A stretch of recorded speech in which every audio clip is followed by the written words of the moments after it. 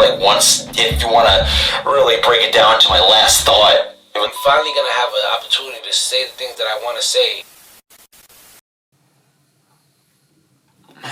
The last straw for me was, know if I can boil it down to a last thought, quite honestly. Because I feel like as I perform and as I do more things, it's constantly re-embedded into my mind that this is what I want to do for the rest of my life. It's kind of crazy. Every single performance I have, after I finish, I feel like, I'm like, wow, that was amazing. I want to do that for the rest of my life. It never gets old. That feeling never dies away from me. And I always think it will, especially when I, struggle with my mental health and I'll go back and forth on things. I'm like, will this passion ever fade? Will I, be totally out of this and be lost in life because I don't know what avenue I want to take anymore? But it's like, that feeling for me is always there. It doesn't matter if I'm performing once a weekend or if I'm performing once a month. I will always have that same flair for it. And I always will have that drive for it. So even if things don't happen right away, in certain things, it's like I still carry that with me and it never dies out. So I'm always persistent and I always keep going back at it. That'll never, my ambition never dies down because quite honestly, it's just always been there for me. The last straw for me was when she thought she was gonna yell at me in front of all the staff in the meeting room, like I was her firstborn child or something like that. At that moment, I was like, you know what? It's a wrap. Like I'm leaving, and I'm making sure that I'm taking this lady with me. Best believe, after 4 months after I left, she was gone. 4 months after I left, she was gone. Call me a snitch. Call me what you want. You messing with my money, I'm messing with yours. Like, I don't know what was going through her mind. She was the most unprofessional person I've ever dealt with. And from there, I just kept on going from different jobs to different job.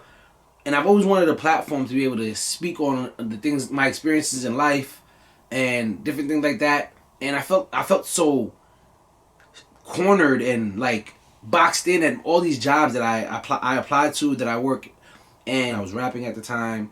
I was editing audio recordings. I was drawing, and I had so many different talents and things that I wanted to delve into, but you gotta work, gotta pay bills. There's no way for me to make money, but I do so many things. I've expanded my roots past music at this point. The camera that I bought to shoot my music videos, I was like, hey, I can also film other people's music videos. And hey, now I can film whatever I want. And it's like, that's kind of just the thing, is you can't have the mentality of a closed-minded box. Like, this is all it is. It's either make it or break it, star musician, that's it. It's like, the world and opportunity is so much larger than what you may initially be looking at it, that you shouldn't be afraid to spread your wings. You shouldn't be afraid to try new things, even though it may seem daunting. You don't know where life is going to take you. So who's to say? Why should you knock something that you've never even tried before? I would say the last thought in my head was, I'm finally going to have an opportunity to say the things that I want to say and have a platform where I can be heard. I just have to put in the work to actually be heard.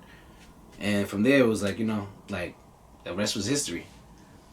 Like, once, if you want to really break it down to my last thought, it was when I discovered that, how music works to the mind and the body. That's really what did it, is just the rawest essence of music.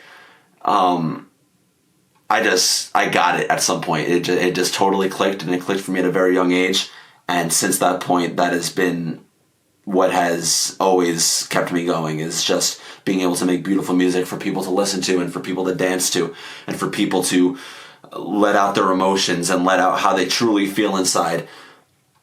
That's what I think made me decide I want to do music for the rest of my life. Well, especially in the music industry where ego plays such a huge factor, there are so many people who will give subjective opinions because of the fact that maybe they don't want you to succeed, they don't want you to blow up, they think you're gonna steal their limelight, or I'm not as good as him, so I'm gonna rationalize it by trashing on it, so therefore he doesn't feel as secure about his music, and then I feel better about myself. It's bullying at the end of the day. It's all it is. It's bullying. It's harassment.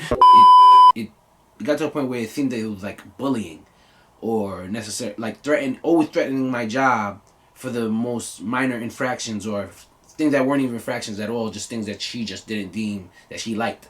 And from there, it was really like, it really set a place in my mind where it was like, I can't work for other people for the rest of my life because my livelihood will always be in the hands of someone else.